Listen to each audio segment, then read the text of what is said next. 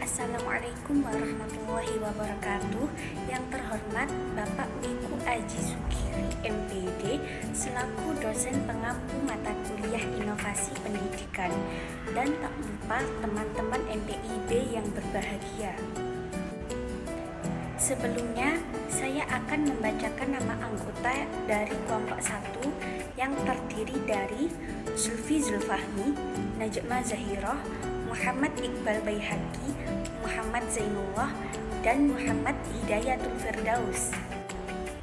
Langsung saja, dalam video kali ini, saya selaku perwakilan kelompok 1 akan menyampaikan hasil review atas rangkuman dari kelompok 4 yang berjudul Akselerasi Program Inovasi Pendidikan. Pengertian program akselerasi adalah program pembelajaran untuk mempercepat anak yang memiliki pemahaman belajar yang lebih dalam. Tujuan dari program akselerasi ialah untuk memberikan pelayanan serta memenuhi hak asasi peserta didik dalam mengembangkan nikmat intelektual dan perspektif sebagai persiapan peserta didik menjadi pemimpin di masa depan.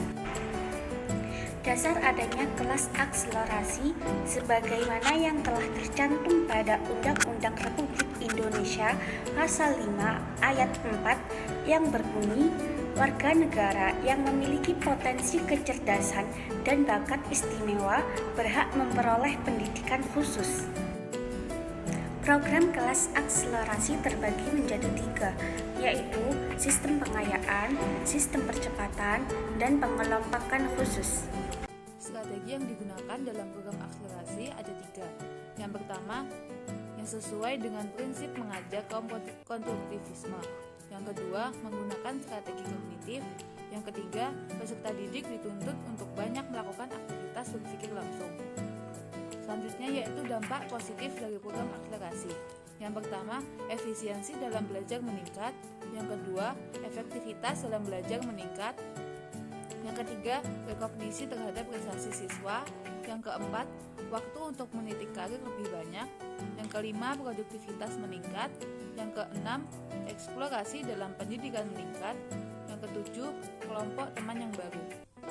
Selanjutnya yaitu dampak negatif dari program akselerasi. Yang pertama, terlalu kuat tuntutan untuk belajar. Yang kedua, sulit menyesuaikan diri dengan lingkungan sekitar. Yang ketiga, tidak memiliki waktu banyak dalam mempelajari bidang non-akademik. Yang keempat, siswa akan kesulitan dalam mengontrol diri.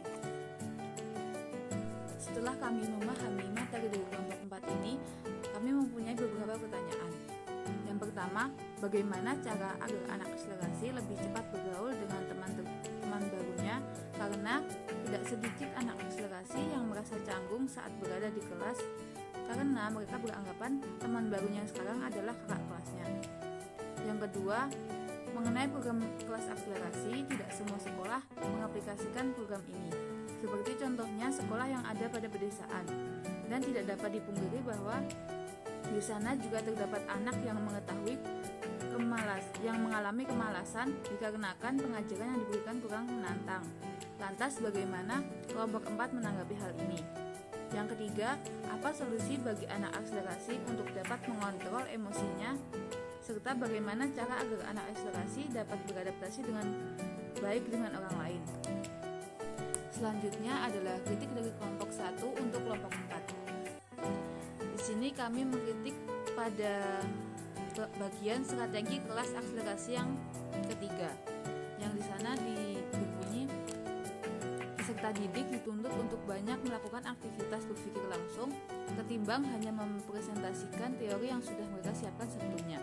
Dengan memperbanyak aktivitas, nalar dan skill mereka akan lebih berkembang, apalagi jika dalam kelas akselerasi tersebut terjadi gesekan pendapat dan perdebatan antar peserta didik. Hal ini membuat mereka terlatih untuk berpikir kritis dan mendalam.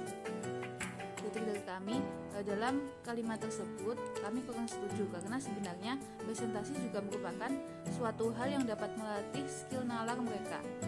Seperti halnya dalam menemukan pertanyaan yang belum dijelaskan oleh pemateri presentasi, dengan adanya siswa yang bertanya pada pemateri, maka akan terjadi pertukaran pikiran yang membuat mereka terlatih untuk berpikir kritis. Baiklah, mungkin Ini dari kami. Billahi taufiq wal hidayah. Wassalamualaikum warahmatullahi wabarakatuh.